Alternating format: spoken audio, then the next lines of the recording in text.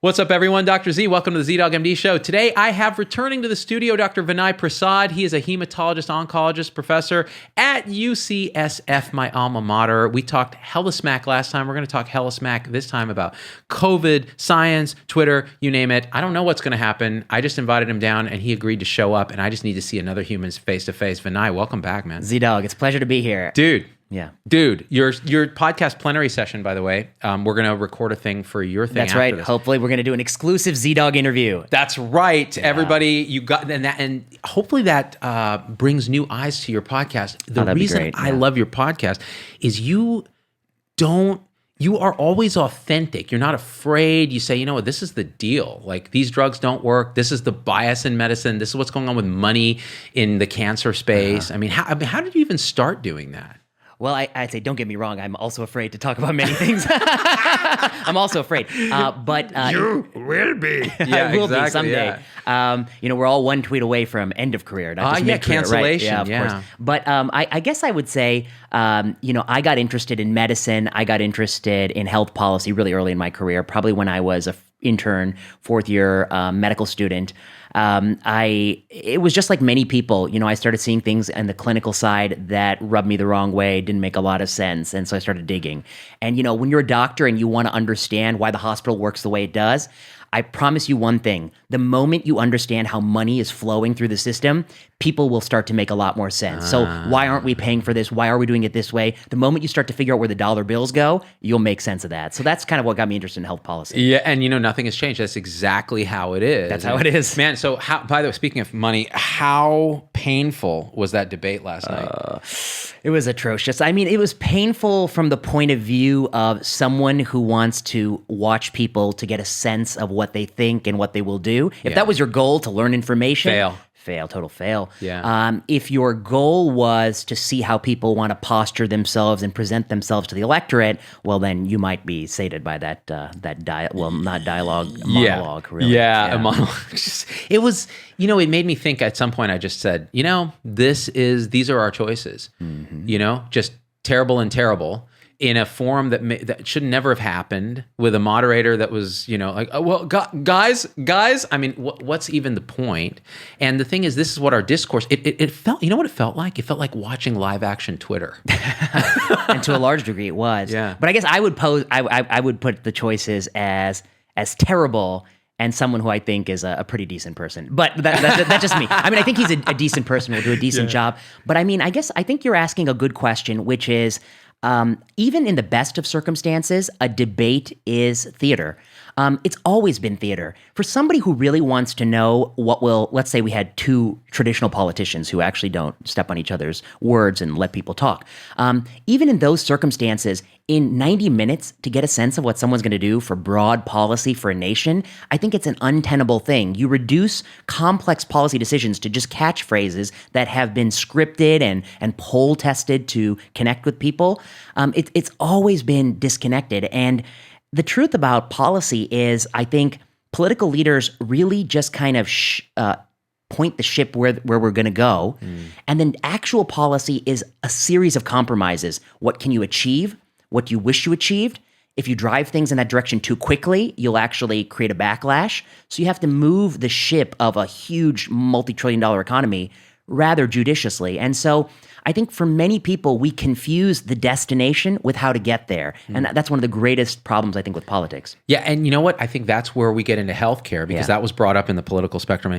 It's Trump accusing Biden of being a single payerist, Biden accusing Trump of having done absolutely nothing, and this whole idea that it's this polarity, like you're either a single payer socialist or you're a do nothing, let the system continue to rampage through America, which, by the way, is not a sustainable thing. Neither one may be sustainable. I mean, what are your thoughts on this? Because I have a lot of feelings about, again, destination and path. Yes. So we all agree, I think, I'm trying to find an American who thinks there shouldn't be universal coverage. Yeah, I think they're few. There are a few, and they're the ones that are more the Darwinians. They have a lot of money. And they have a lot of money. You know what? Poor people who can't afford healthcare should die. That's evolution. I think there's some people who do hold that view, perhaps, unfortunately. But I think you're right that a lot of us the majority of us in poll after poll believe that people should have access to care they can afford, care that's reliable, that provides what we need, because we believe that medical care is different than other commodities. It's a commodity that we all ought to get together and make sure everyone has. It's a human right, many people believe. I believe that, and I'm strongly on the political left. But what I think the excess of the political left is to wed themselves so tightly to a single way of getting it done, which would be a single payer system, or beyond single payer, even there's something even more left than that, which is actually the government owns the apparatus of healthcare, a truly socialized, England, truly nationalistic system. And I guess I would say that once you decide on the destination, we want everyone to get access to healthcare, it to be affordable, it to be fair, it to be free of racial and socioeconomic bias. Then the policy question is, what gets you there? What gets you there in a way that doesn't prevent what gets you where that you have to delete this. What gets you there in a way that prevents a backlash, that's sustainable? And I'll just point out one thing that I think people may miss, which is that no matter what healthcare system you have, there's always going to be some people who are not satisfied, because the one thing in this life we're not guaranteed is to live forever. We all are going to die. We're all going to get sick. And people who get sick, some fraction of them is not going to be satisfied with the care because they're going to keep getting sick. You and I both know that. We're doctors. There's some patients, there's some people, there's nothing we can do to change the course of that ship. That's just biology. And when you have that in a system, people will attribute those bad symptoms to the institution that is keeping them in that path. So if there's a single payer system, there's only one person to blame. Yeah. So one of the beauties of a public option and private systems is they may all be not perfect, but you can keep switching, which will satisfy you in a certain level. So I think one of the things that people on the strong left mistake is that some of these things that sound like a perfect policy solution, Medicare for all, for instance, it may lead to unintended backlashes that you don't anticipate, which is a fraction of people will be deeply discontent and they will have no other place to switch to.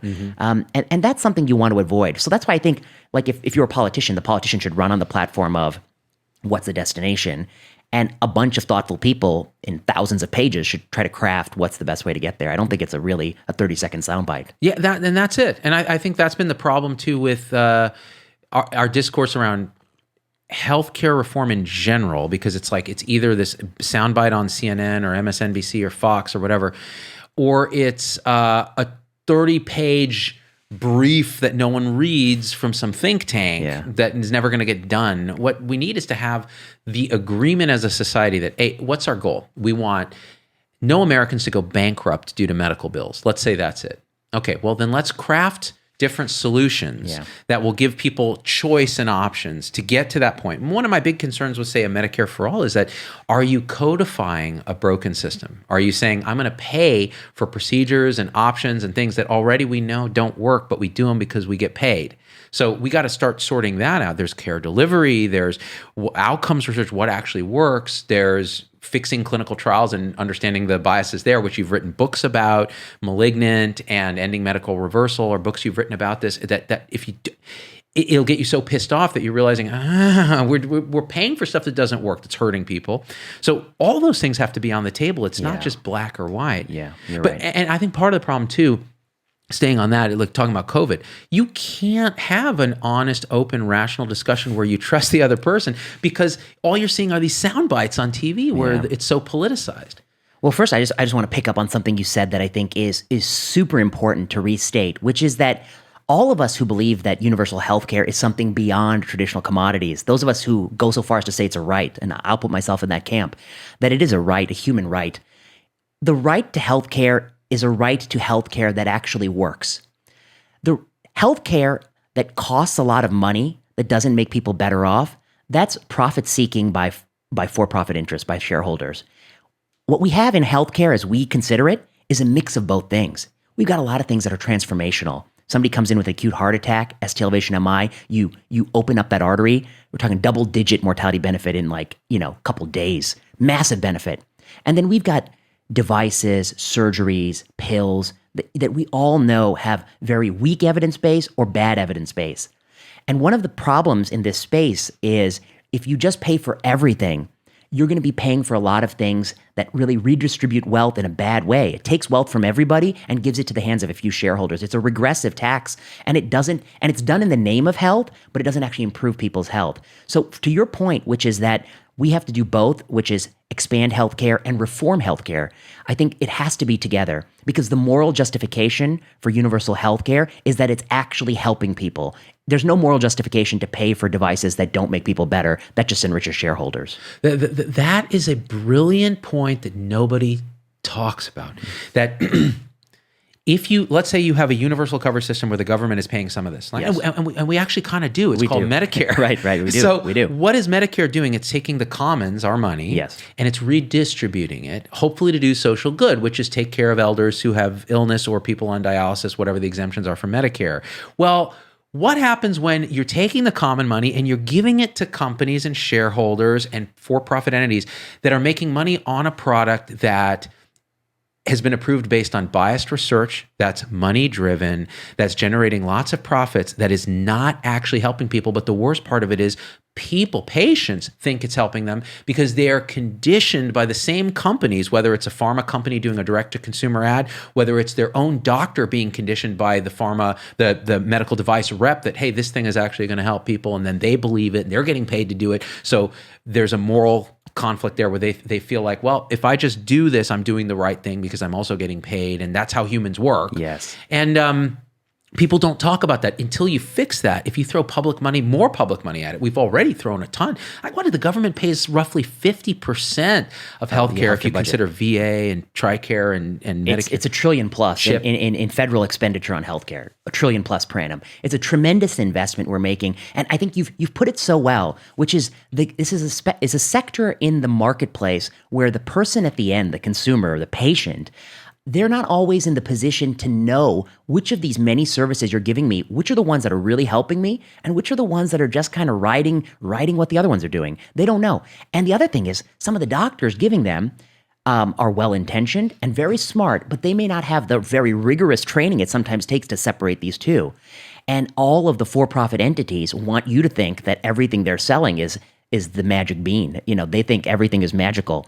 My product is good. Your product's good. They're both good products. One product actually works, one doesn't. That's a distinction lost on people. And what you create is a system where you can give a tax cut to billionaires, or you can take money from everybody and give it to a bunch of for-profit companies that make a product that doesn't make people live longer, live better. It's essentially the same thing, a regressive distribution of income.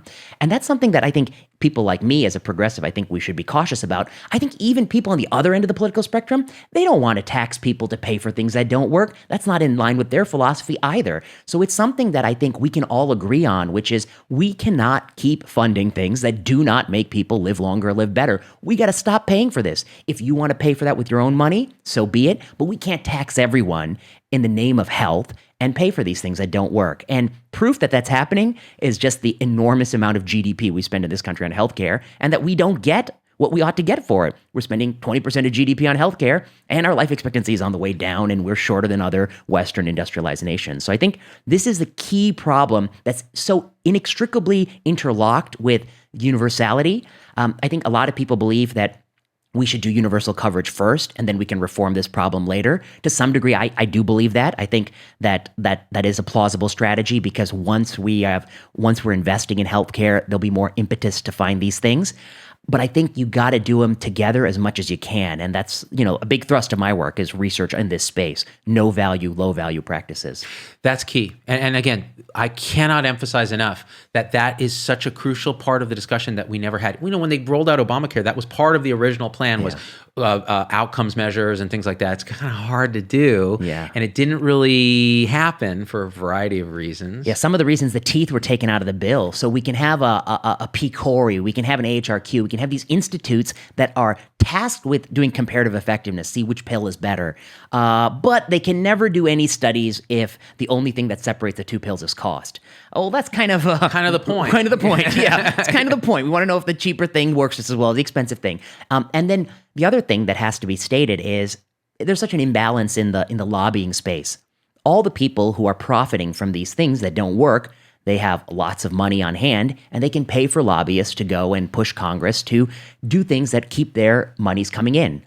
All the people on the other side who are hurt, all of us are hurt to a very small degree. We don't get together. We don't think about this. We often are blind to it. We don't have the collective ability to lobby equally on the other side. So it's a fundamental imbalance in lobbying. And so these systems that concentrate wealth in this way by offering a service that has no value, it tends to perpetuate itself. It tends to drive itself and fuel itself. Yeah. And you know what's interesting is, see, you're a progressive, I'm a moderate.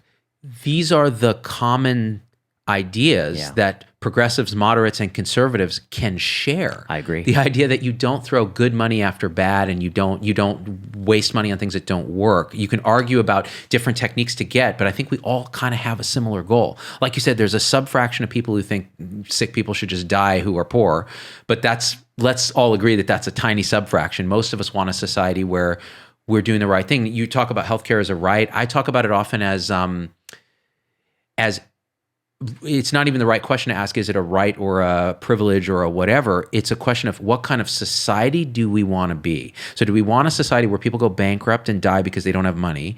Or do we want to be a society where we have enough smartness, the right things that we do, wealth, that we can actually prevent that from happening for everybody? And I want to be in that society, and then I don't care whether it's a right or a privilege and the ethics of it. It's more, hey, we live in a pretty good place. And I think a lot of Europeans feel that way, but they're not perfect, right? Yes, they're they're wasting money on a ton of stuff. Their costs are going up. There's political infighting. So, to some degree, the labels that we use to identify our camps, maybe these labels would be actually in need of revision. Yeah. I mean, for those of us, more than any sort of label, the label you apply to me is I'm an empiricist. I'm data driven. Yeah. No matter what I believe, if you show me good data that what I believe is wrong, I will denounce my belief on the spot. On the spot. There's no belief I cling to more than the ability to be persuaded by data. I am a data analyst. I think about how data is misused and used. That's the religion I subscribe to above all else, is the proper use of data. To some degree, some of the political positions we find ourselves in are people who believe that this will work in the absence of data. And so I want to say that I'm willing to, when I call myself a progressive, that's because I think much of the data supports some of the ideas of the progressive platform. I think I generally am in line with the direction they want to go to provide these services, to handle these problems. And also I think progressivists, they don't take things off the table. Prima facie, we're not going to say, well, governments can't do this and these institutions can't do that. We're going to say, I'm willing to consider anyone doing anything in this space if it actually works to solve the problem. That's why I put myself in that bucket. But perhaps I'm not truly in that bucket because I don't believe in these solutions more than I believe in the evidence. If the evidence goes the other way, and some of these solutions don't accomplish the stated goals of improving population health and lowering GDP spending on healthcare, I'm not going to support it. So I put myself in a different bucket, and that's why I'm not a politician. I'm an academic. Exactly, and this is why you're on my show, because I have a group of people that I trust to care about the data, who would change their mind in an instant. Offit's one of these guys, Paul Offit. He's just like, well, okay, I know I was wrong about this. Yeah. This is the thing. And that I think is so important. And then, it's funny because before the show we were looking at a Fauci clip from March on Twitter where he was talking about masks. And he was saying on 60 Minutes, he said, listen, I don't think masks are useful for the public right now in America. Maybe it protects a droplet, but people are touching their face and all of this, which is what I was saying at that time too. And then now there's a 180. Now, the way the public sees that is that's chaos. Yes. Like these guys don't know what they're talking about. I mean, how do you interpret this thing? That's a good question. I mean, as an empiricist, I guess I would say that first, I have a lot of respect for Tony Fauci, who I crossed paths with a couple of times when I was working at the NIH. And what a gunner! God, and the back at the institute, me and the boy. Well, when I worked at the NIH, it wasn't the true heydays of the NIH. It was not the way it was, I think, in the 60s and 70s, where it really was the pinnacle. Yeah. But nonetheless, it was still a great place. But Tony Fauci, I think, is a good person. He's a public servant. He's been doing it a long time. I do think that we can, no matter where you fall on this issue, we have to admit that there was sort of public bungling of the communication around this issue. Yeah. The reason we looked at that clip was that it is abundantly clear that clip and then a clip from maybe 6 weeks later, the language used about masks is a true 180. And the data did not change as fast as the language. I think no matter, even people who believe that there's been new data, it didn't change that fast and not that dramatically. And what do I think? So what do I think? I'm not the expert on public communication. There's a philosophical question I have, which is, in the interest of getting people to do what you want, can you embellish your hand? As a data person, as a scientist, I believe the answer is never. I will never embellish what I say in an effort to get you to change your behavior. I respect everyone too much to do that, and I respect myself too much to ever capitulate on that front. I don't know if everyone in politics feels the same way. I think some people may disagree, and they say you may have to upplay your hand now about what the data shows, and you may have to downplay the hand earlier to get people not to take them away from healthcare workers. That's their logic. I believe we would have been in a better place if at every point in time we inserted all the appropriate nuance and caveats. We say, we want you to do this. We didn't want you to do it before for these reasons. We want you to do it now, and there's still some ambiguity here. The other truth of it is, there are some nations in this world that are doing cluster randomized controlled trials of masks. There's a study being done in Denmark. Yeah. We will learn more information.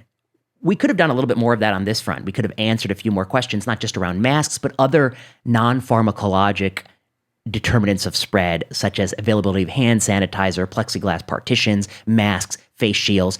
And they can all be done in sort of a factorial design where you randomize people to some parts of this and not others, and see which parts of this giant apparatus have the proportionate benefit. I'm reminded of something that some pandemic experts tell me, which is, this won't be the only pandemic. Yeah. We got to use this as an opportunity to learn for the next pandemic.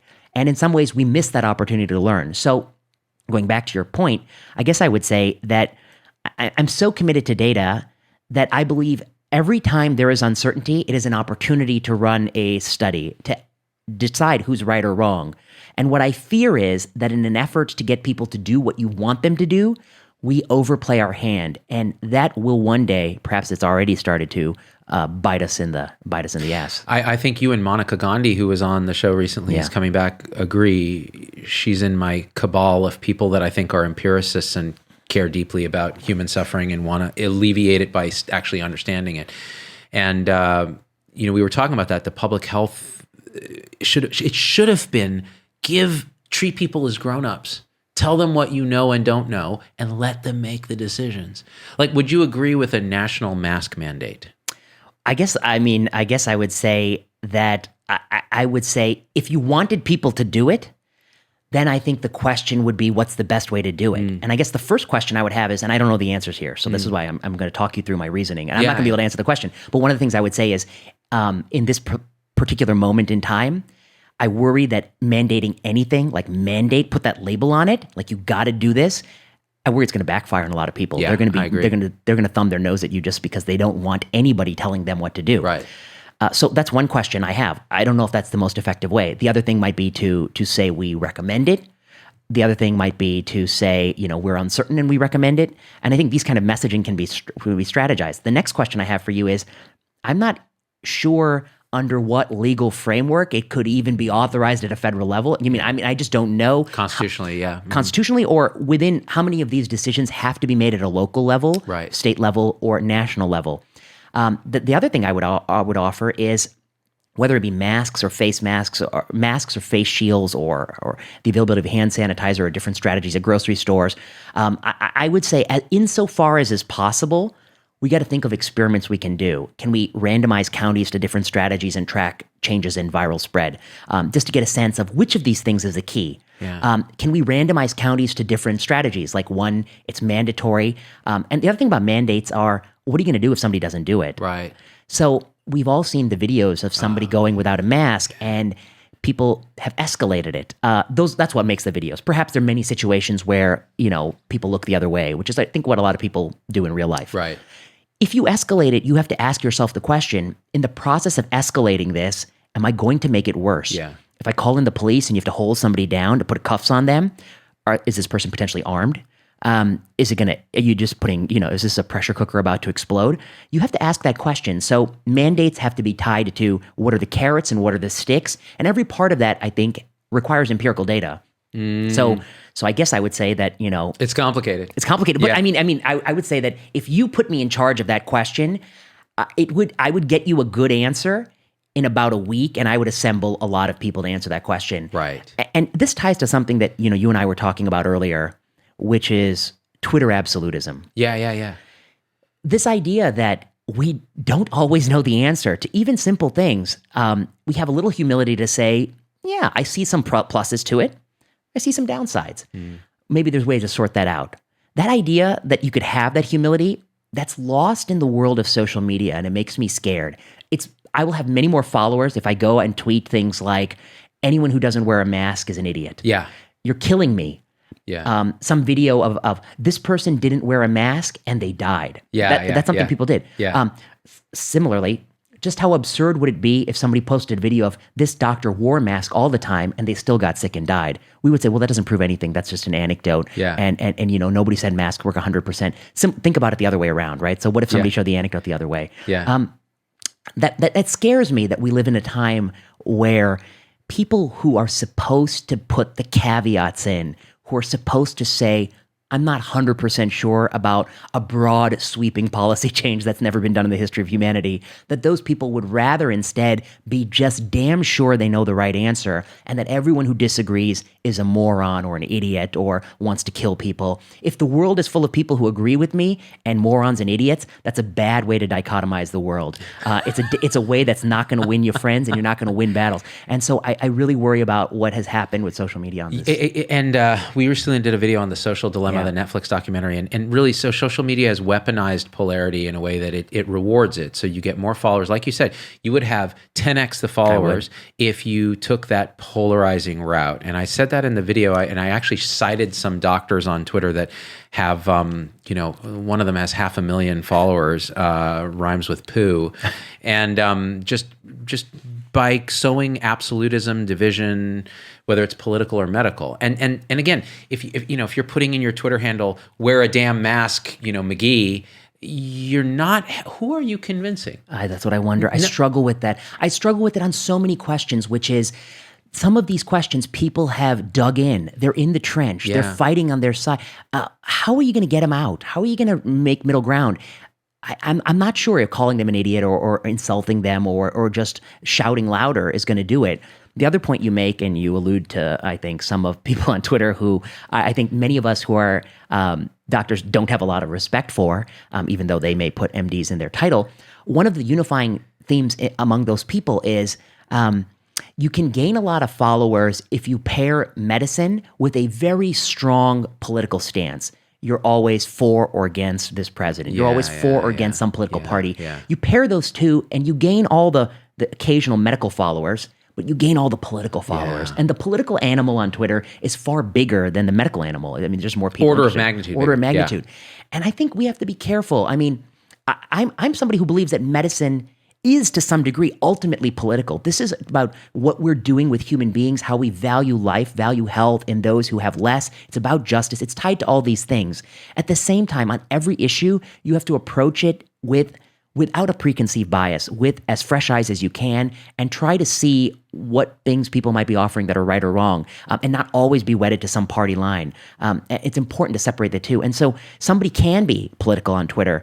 Somebody can be too political. I think there is such a distinction to be made. Yeah, I think you're right. Yeah, I think that's what it is. Because politics, again, is the way humans sort out values around data. Yes. So we can be empiricists and look at data, and then, okay, so how important is that to us? For example, if you're someone who believes that humans should be Darwinianly competing for resources, well, it doesn't matter what the data says about what's best for the flourishing of human populations. Your goal is, well, just reward the people who have the most money. That's a value thing. So you can argue those politics and say, okay, well, politics is about policy. Well, what policies are we going to put in place? And that's why you argue. That's why last night's debate was useless. Had nothing to do with policy, and you had no idea what these people would actually do in office. And so it's a waste. It's political grandstanding. It is, a live action Twitter feud where it's just, again, you score points by creating polarity, by insulting, by throwing ad hominems, by interrupting. And I saw actually both of them do it, although it was asymmetrical. And so in the end, I think what we need to do is look at it and go, okay, how do we start to bring people back? I have this term, the alt middle, and it's less of a political thing than it's a hey, can we have a rational conversation? Doesn't matter what your politics.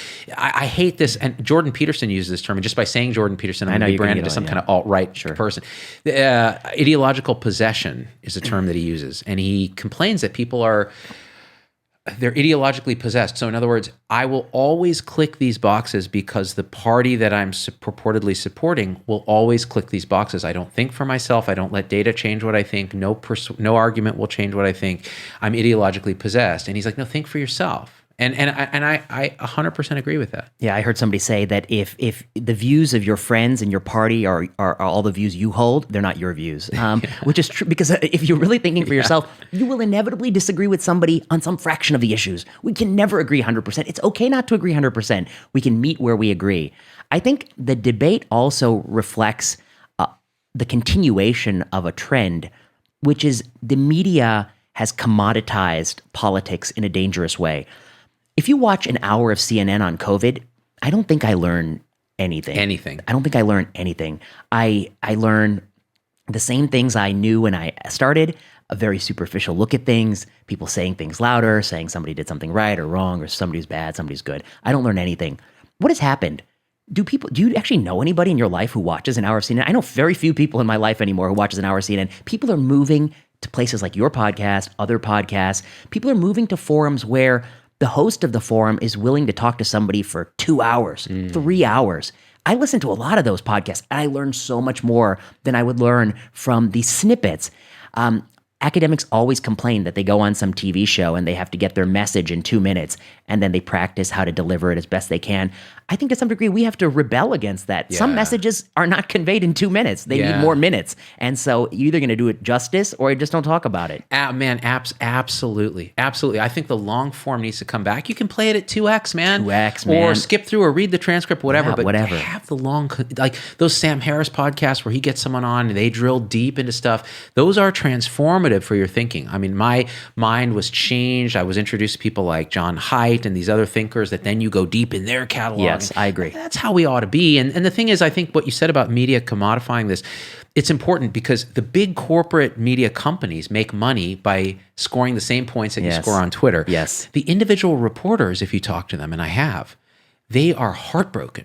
They're morally injured because they want to go deep in the nuance. They don't want a clickbait headline. They always like, I'll do an interview with somebody and then I'll see it and I'll be like, what the kind of fucking headline is that? Yeah. And they go, my editor put that in because he knows it's going to get more clicks. I know it kind of reduces the whole thing to this not true thing. And I'm like, yeah, it does. Why is it? Well, they make more money and there's more advertising. I'm like, well, there's the problem. And again, you started this whole thing by saying when you were young in medicine, you were saying, hey, if you follow where the money flows, everything starts to make sense. Yeah. And that's what we're seeing in the media too. I think that's what we're seeing. And I think the rise of some politicians has been largely driven by the fact that their antics get views, get clicks in an ecosystem where media is under pressure to keep and stay relevant.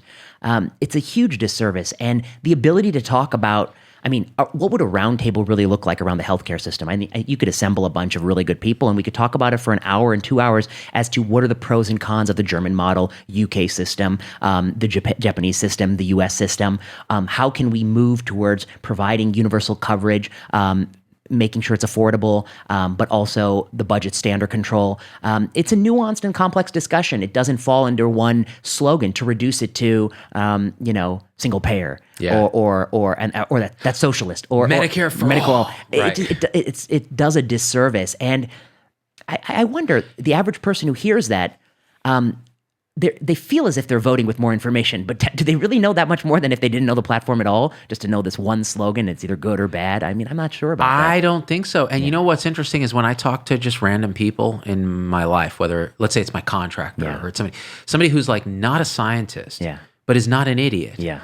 And they'll tell you, oh, this is my understanding of COVID right now from everything I've seen on the news. And I'll go, okay, well, how about we think about it like this? Have you thought about this and this and this? And over the course of 30 minutes of conversation, their eyes open wide, like, wait, what?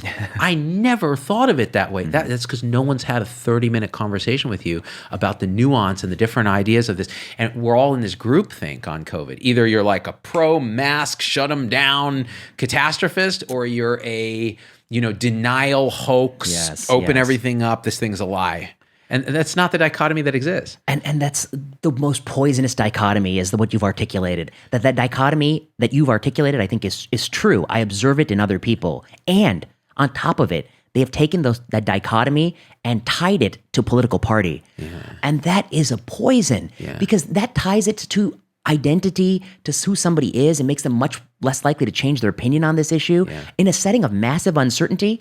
And what we're really talking about at the end of the day is there's no perfect choice. There's no perfect answer. Something bad is happening and bad things are going to happen. And, I talk about it on my podcast a little bit. There's an equation we're trying to solve. And let me just kind of walk you through this equation. Yeah. In world A, we do X, Y, and Z. And there's a certain number of years of life we are losing.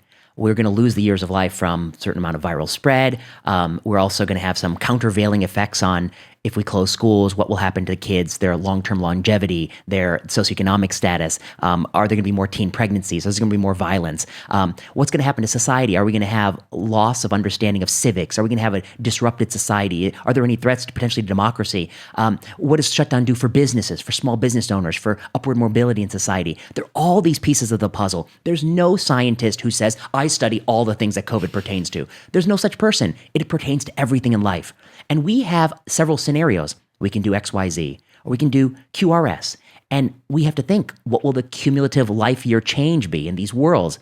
Which path is the path where we lose the least life years? Balancing all these differing things and balancing some things that are not easily translatable to other things. And to answer that question, so basically what I'm trying to say is that it's not an easy question. It is the greatest policy challenge.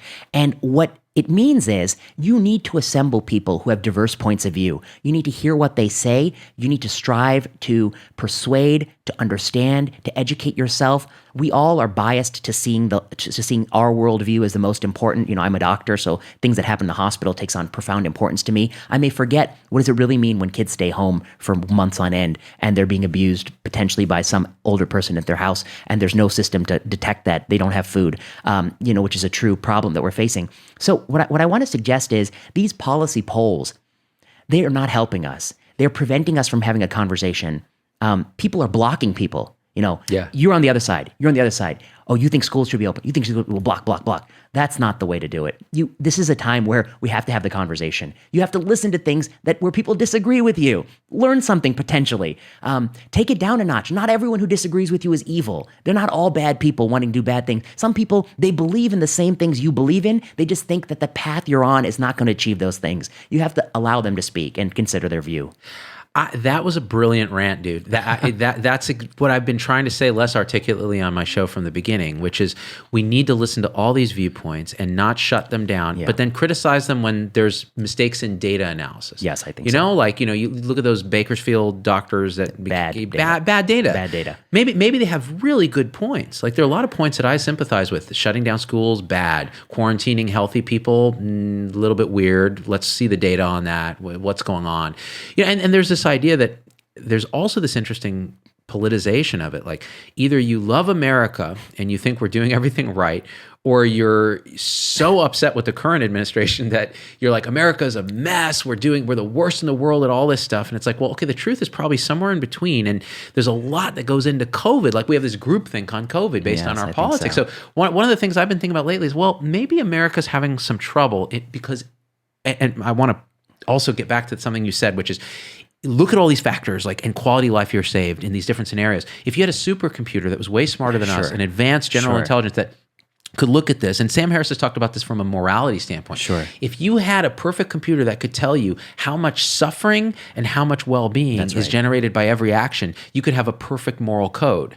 But unfortunately, we don't have exactly that. Right. And the same thing goes with COVID. If you had a perfect computer that could look at, so what do? We look at other countries, we see what's happened. We should be studying it prospectively. We're not because we suck. So now we look back and we go, okay, what happened in Sweden? What happened in Japan? How do we interpret that data? Are we cherry picking? What are we doing? So the U.S., well, we're a slightly older population than, say, Africa. Let's look at Africa. Nobody's dying in Africa. Sure. I mean, and again, now I'm becoming very black and white. But let's say very low mortality rate. There are countries where the population is younger, and so the death rates are younger. They're younger. Yeah. There's a different culture. Maybe they're packed in. They have more coronavirus exposure at baseline. They have more T-cell immunity. We don't know, but we know there's differences. Yes. So America's uniquely fat, chronic diseased, a little bit older, late to the party in terms of closing borders and stuff. Yes. So that it's already widespread. Yes. So this is what happens. And the question is, how much hubris do we have on how much we can control and how much is just nature doing its thing, and we need to understand how to mitigate harm. Yes. So you've done a great job of articulating, I think, one just domain of concerns, which is how might the biology of the virus be different in different places? Now let me talk about the next domain, which is how might policy responses be different in different places based on the types of people who live there. So we're in a country that's deeply politically divided, where there's some people distrustful of central government, distrustful of government altogether. The same policy solution that may work in a country where people have strong faith in the government may not work in a country where people question the government or are divided by the government. Yeah. And then the other piece of it that's hard to articulate is we all approach this with our unique experiences and biases. People who do theoretical science, the world often fits the models quite well. It looks really good in certain types of theoretical science. And I don't want to cast a broad aspersions. I think theoretical science is super valuable and super fascinating and has an important role even in this moment.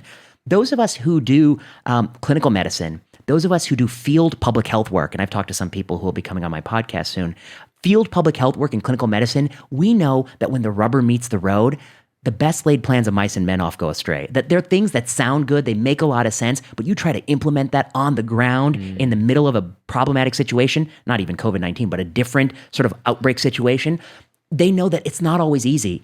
Field work in public health is a fraught thing. You're limited by serious constraints, financial, what the population will accept, what people want, what they're willing to sacrifice, their values and preferences. And so those people may have different policy solutions than people who are more on the theoretical, mathematical side of modeling outbreaks and what would work. We need to consider that policy is science plus values plus what can actually be achieved in the real world. It's all these buckets. And those of us who have had a lot of experience trying to do things, like every doctor, there's nothing, I sometimes tell people, there's no better preparation to know that your grandest ambitions often don't go the way you want than being a doctor. How often, have you been frustrated that you can't get something done or somebody doesn't do something you wanted them to do? Yeah. And you learn to meet people where they are and not where you wish they were. That's exactly it. And, Monica, when she was on the show, was talking about motivating, gay men in an HIV epidemic to wear condoms. You don't tell them, hey, wear a condom, dummy, or you're going to kill people. You don't. That's not how you, and they had to learn that. Mm-hmm. And it's just harm reduction 101, really. And I think in COVID, we've lost the idea of harm reduction. We've inflicted a lot of damage to our societal fabric through the conflict and the polarization and the fact that we just can't have rational conversation. I get a lot of my fans will message me comments or messages saying, I don't agree with everything you say, but I'm glad that you have this sort of openness to new ideas and things. That's the best compliment you could possibly get, because you go, okay, I like that you don't agree because I'm not right about everything. Right. And I don't think I am. Yeah. I want to be proven wrong about certain things. Like, things like flu shot, I'll make a video saying, I think we should all get flu shots. But then, if you really drill into the data on flu shot, well, what's the marginal benefit? Well, it's not huge, but the risk is small. Right. So you're trying to do the least damage as you can and do the most good. Right. And that's how I feel. But you have to look at that data. You have to. Yeah. I think the greatest example right now where I think, that this kind of thinking is really important is the issue of schools. And I think that's more than other things, because we can debate when and under what circumstances should you open up restaurants and shops and bars. And I understand people have different preferences, value things differently. I tend to think that those sorts of things that can come next. But schools is something that everyone has always felt is so important. The data supports in so many studies that it is a tremendously important thing. And it's not equally important for everyone. It's not that important for the kids of rich parents. It's important for the poorest among us, for ethnic minorities, for racial minorities. They're the ones that benefit the most. And if you were to stand back and look at this whole country and look at what private schools and what charter schools and what daycares are running and what public schools are closed and where they're closed and to whom they serve, you will see inequality like you've never seen before in this country. It is almost a segregated system in the sense that rich, affluent, majority populations have much more access to schools right now than poorer, disadvantaged minority populations. That's a policy choice we're making, but I don't think we're fully aware of that we're making it like that, and I don't think we fully have thought about all the parts of that equation. Is there a theoretical reason you would slow viral spread? Yes. Does the empirical data show that that'll be a lot? I put a question mark there. I think the empirical data about whether or not kids younger than the age of 16 spread this virus tremendously is quite debatable and weak. So there's this theoretical potential slowing of the virus. And what are the harms to the kids? What's going to happen to their income, their life expectancy? What's going to happen when they're at home with no one to detect child abuse or sexual abuse? What's going to happen when they don't have access to food? And so I think this is the policy question that you have to take those two guys who were on the stage yesterday and put them out of your mind. It's not about them. It's not about any politician. It's about how do you make this choice, balance this choice, balance it in terms of equity and justice. And I fear that the choice we're making now is not in accordance with what's best for these kids. That is the conversation that progressives should be having publicly instead of tisking people about, oh, if you want to open school, you're some kind of right-wing lunatic. Because what you just said is something I've been saying on the show as somebody who again, I have a ton of... If we're just going on, you're a data-driven guy. Yeah. I tend to be a little more emotionally driven. Let me retranslate what you said into pure emotion. Sure. The worst way to attain social justice of any kind is to shut down schools that preferentially target the most vulnerable members of our society, whose only route out of this was education. Yes. Food through the schools, structure, getting out of an abusive neighborhood, environment, father, whatever it is, where they can be seen by someone who cares about them, who shows them some degree of connection, where they can then, every story you hear about someone rising up and bootstrapping themselves in this country had to do with a teacher or an educator, something like that. Yeah. And we as a policy, based on really poor data, have decided to shut down our schools and are influenced by factors that have nothing to do with the well-being of the students themselves. So in a way, it's almost a generational war. The elders who are making the policy are saying, kids, stay home because you might make us sick. Because if you look at the data, you don't get that sick from this. So it really upsets me, man. I agree with, everything you've articulated. It troubles me so greatly that this is the way in which we are making this choice. And I also want to point out, not all schools are closed. Right. A lot of private schools are open. That's right. This is a choice for poor kids, the kids who need it the most. And I think public health has never done something like this. Not to my knowledge, has ever done something like this, closing schools in this widespread fashion. People who have boots on the ground public health experience tell me that sometimes you decide as a value that we're going to value that whatever, come what may, we're going to do our absolute best to make schools happen. When you start with that as your premise, what might you do? There's a photo that circulates of what kids are doing in Thailand. They've got plexiglass around their desks. They're wearing masks and face shields. They're doing extra precautions. They're putting money into schools to try to get this, revamping ventilation systems, maybe having classes outside. Teachers who are at high risk, perhaps they get a pass. That's acceptable. Yeah, that's totally fine. They can get a pass. Maybe parents who make above a certain income threshold, maybe those kids, they're asked to be on a sort of a tiered fashion. Some of the hybrid models, I think, well, we could talk about it all day, but some of the hybrid models, I think, have introduced some other problems, like by circulating people around so much, you might actually make the problem worse. Right.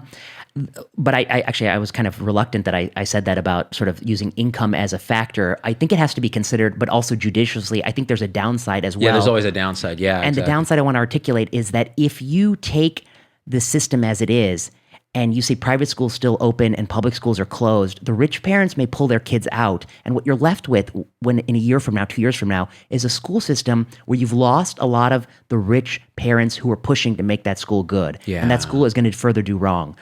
So I guess I misspoke a little bit. I'm sorry I said that. But I guess what I want to say is we have to have a strong commitment to making sure these kids' schools, poor kids, disadvantaged kids, they got to run. And you got to figure out risk mitigation. Make them run, do the best you can around it. If you do not make them run, the number of years of life you're losing for a generation is going to be catastrophic. What you're doing to society's fabric is going to be catastrophic. You're going to sow the seeds, I think, for political discontent for decades to come. I think it is the greatest, I think one of the greatest missteps here is that the folks on the left who are progressives, who should value these things, I fear, are doing this for two reasons. One, in part because this president says it, so it's easy to do the opposite of what he says. Also, in part because when you are rich and comfortable, and you're getting your food through Uber Eats, and you're sitting in your house, and you can put your kids in the extra playroom that you can convert into a sort of a classroom, it doesn't affect you the same way. And I think those are at least two factors. And the third factor is general fear that this could be worse. And I think that has to be considered, and that should be mitigated as much as possible. I think the empirical data do not suggest that that risk is enough to outweigh all the harm we're doing to these kids. Oh, man, that was really well articulated, man. I agree. And again, you can quibble over the details of how to do it, and you should. But the goal should be open the schools. Remember do you remember what it was like when they first told you that schools were going to close? It was like a knife in the chest. People were like, wait, what? The very fabric of reality is bending. Yeah. And wait, how long? Couple weeks, right? That's it? Maybe? No? The rest year. of the school year. Yeah. Wait, and they're not coming back in the fall? Wait, what? And there's like a safetyism creep. Like, oh, well, okay, well, we did this. Well, now we can just do this. Well, now we'll just keep them close. Oh, now we'll do it distance. Okay. And what you said, Jay said this on our show. And, people will accuse, oh, well, Jay interned at the Hoover Institution for a period. So he must be some, alt-right lunatic. No, he's a thoughtful, data-driven thinker who cares about people. He said on the show, every single study has shown that wealth equals health. So why are we doing everything we can to damage the economy, damage schools? That's going to affect the quality of life you're saved. But again, we don't have a supercomputer to show us this. It doesn't fit into a soundbite. And we can't even asking the question get you canceled. I worry that people's ability to listen and reconsider their views on this issue is deeply limited in this moment. It is, yeah. And I think, I've had a number of people coming on my podcast. They span the political spectrum. Yeah. From people who are a little bit, I think, center-right to people who are the most left you will ever see. These episodes should come out in the next, as soon as we can edit them. Nice. The communist episodes. The communist episodes, right. But these people are all articulating the same concern. Yeah. When one reflects on the things we've done about this pandemic, they are all been interventions that penalize the rich people the least and the poor people the most. Closures penalize penalize poor people the most. School closures absolutely the most. I also want to pick up on one thing you said, which was the March to now discussion. I think in March, I'm totally fine with that decision. We had no idea what was going to happen. Right. Especially March 1st, we had no idea what would come. Yeah. In 2 weeks, would every hospital be drowning like New York City? Yeah. We had no idea. It was absolutely unprecedented. It's okay to use the precautionary principle. Say, let's going to put a pause in this, and we're going to see where we are in 2 weeks before. Agree. Then we got into the whole year. Even that might have been acceptable. Then we're getting into the fall. And that's when I think we've had accumulating evidence that might be excessive, that the balance has shifted a little bit. We do understand a lot more than we did back then. And that's what I think the error has been. And I think you're right about safetyism. Yeah. It's a creep. It's a creep. And Jonathan Haidt, of course, has been, I think, very good about talking about it. Yeah. It really is sort of an irrationality because you worry about risks that are close and visible, and you forget about the risks that are further away and not visible. And so I think he talks eloquently about all the things parents do that kind of protect their kids, put them in bubble wrap. Right. And his worry is that doing those things keeps the kids from developing resiliency, increases anxiety, suicidality, depression. What happened right now with COVID-19, I think, is just another level. We're doing all these things to protect ourselves from immediate viral spread. The things we're missing is going to be long-lasting damage to a generation of kids in deep ways, both for their physical health, for their economic prosperity, for economic justice, for upward mobility, even for mental health and anxiety. I worry we're going to have unintended consequences on so many domains. I actually think The Coddling of the American Mind, his book, was a prophecy about what would happen in a situation like this, and it's all come true. Everything that he said, we've created this fragile generation that's powered by social media, that's overparented and overprotected against risks people can see and overestimate, like kidnapping. Yes. Things that come on Dateline. Dateline, right, 60 Minutes. Exactly. You're just constantly reminded of these irrational fears, and you forget the kids need to go and play and have normal experiences. Take risks. That's what it means to be a human being. And life is not a bubble wrap safety thing. It's a choices we make in pursuit of some values and goals that we all care about. You could reduce that into life is to be lived. Yeah. not to be fearing death every second. And look, I struggle with it as a dad. Both my kids are in this ninja camp where they just get thrown into this thing with other kids. They're filthy, running around doing stuff. What are they doing? These obstacle courses like American Gladiator. My daughter, who's this tiny little 9-year-old, weighs like 40 pounds, like she's a little pipsqueak, comes back and she said, man, I really hurt my wrist doing this thing. And I'm like, this is just what I need. She's going to break her wrist in this thing. I'm going to have to take her to the ER. You know, it's going to be a mess. I have this high deductible plan. What if we get COVID while we're there? There's all going through my head. Sure. And in an instant, and then I'm like looking at her and I'm like, so do you want to stop doing this? And she's like, no, it's awesome. Today I climbed a rope up to the top. And I'm like, that's it. That's the decision. She's taking risks. She's becoming anti-fragile. The little bit of injury she got has made her actually, it's not even resilience. It's more adaptable to future injury. It's not that she's resisting change. She's growing stronger to future challenges in a way that Haidt talks about as anti-fragility. And for me, you know, and something you said I think I want to get back to real quick is, Jay talked about this too. Rich people that are, you know, even you and me. Do you consider yourself rich? I don't. But you know, I'm headed that direction. Exactly. I'm not there yet. Exactly. Everyone thinks they're middle class, right? Yeah. So this has been great. Yeah. The kids are at home on Zoom. We have high-speed internet. They each have their own room to do their stuff. I have an assistant to help out with my stuff. I get to do my thing remotely. Oh, it's the best. I am an elite in the Zoomocracy. Yeah, I think Jay Bhattacharya has used that term, and I think he has a point, which is, and it's related to the Twitter point, I think, which is that people who have had an oversized role in shaping the narrative and discussion of COVID-19 are people who are largely insulated from the challenges of COVID-19. I can do most of my work by Zoom, but you know, I'm going to leave here soon. I'm going to go to clinic, and actually, I'm physically going in clinic. But that's not true of some doctors have actually converted all their clinics to Zoom to further mitigate their risk. And in addition to that, people are at home doing their entire work from electronically. The Bay Area has announced that some of these jobs are never going to be in person again. You can work wherever you want. Housing value in the peninsula is exploding, and housing value in the city is plummeting while people move to live more comfortably. Uber Eats is running. Amazon Prime is running. All the services you need to buy whatever you want, get food in your house. I see doctors posting long threads about how their Uber Eats from, I don't know, some fancy restaurant was delayed. And I was like, my God, do you understand what's going on? People are really suffering. Yeah. They're suffering because people live paycheck to paycheck. People who have to work in person, who's going to watch their kids when they're at home? Is their grandma going to be brought in? You are pushing on society in a way that you have never pushed on before, that people who are comfortable and have money and can avoid these challenges, they're not paying much price at all. They may be not getting a haircut like me. That's the extent of my suffering. But there are people who are really suffering. They don't know where the money is going to come from. That stimulus paycheck was a pittance compared to what they really need. And the policies are going to deprive their kids of an opportunity more than they're going to deprive the kids of academics. So I think somebody comes on my podcast in a future episode, I'm going to steal a line he says, because he said it best.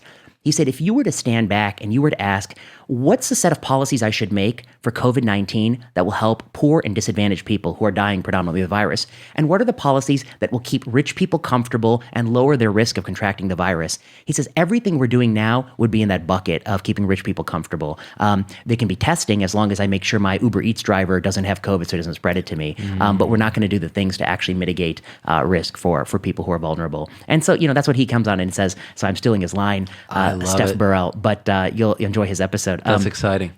But yeah, I think there's a lot of truth to that the people on social media, and to make the final point, the people on social media, on Twitter, who are so easy to say we ought to do X, Y, and Z, they may themselves be removed from the penalties of X, Y, and Z. And I think that's a challenge. And what I find is so interesting is the faction of the political spectrum that's supposed to advocate for poor and justice are the ones that are loudly advocating the opposite in this case. And it's I actually think that people are so surprised when so-and-so gets elected. Well, when this is what's happening on the ground level, and there's a guy in the White House saying, you know what, this whole thing's a hoax, everything's going to be fine, open the schools, do all that. What they're hearing is, okay, this guy's actually hearing our struggle. Yeah. Right? And I think that that's a dangerous thing in the sense that it's a hoax and open the schools. those don't have to be in the same bucket, no, right? no, exactly. It's a serious threat. It's really doing damage, but it's still on the balance better to open schools. No, someone needs to say that. I guess we're saying that right now. We're saying it now.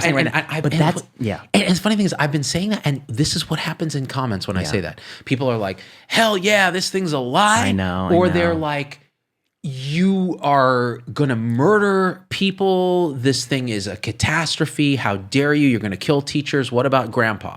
And it's like that.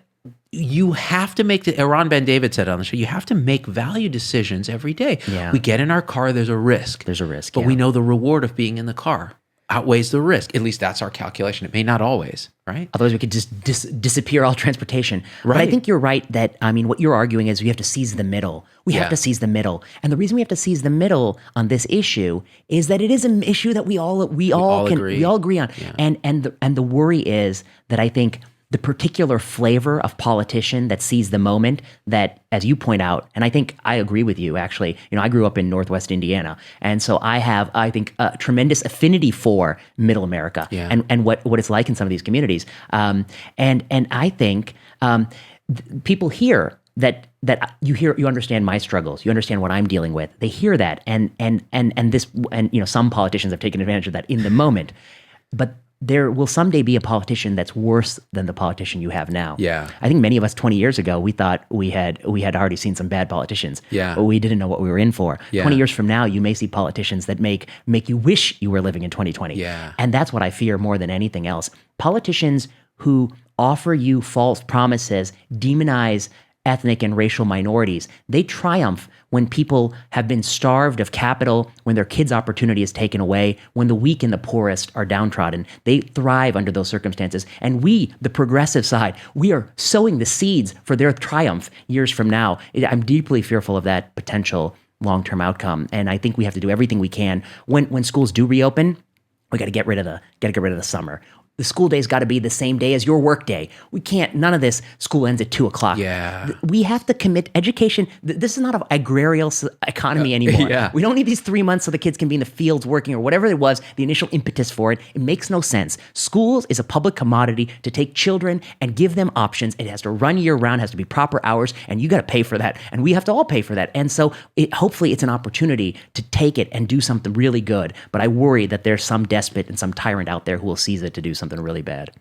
I can't think of a better way to end the podcast. I mean, that was absolutely spot on, inspiring. That's how we should be talking about this stuff, especially, especially in a time when we're in a political season. It's like, well, let's be honest. What do we all want? Yeah. Forget about your politics. Here, what do we actually want?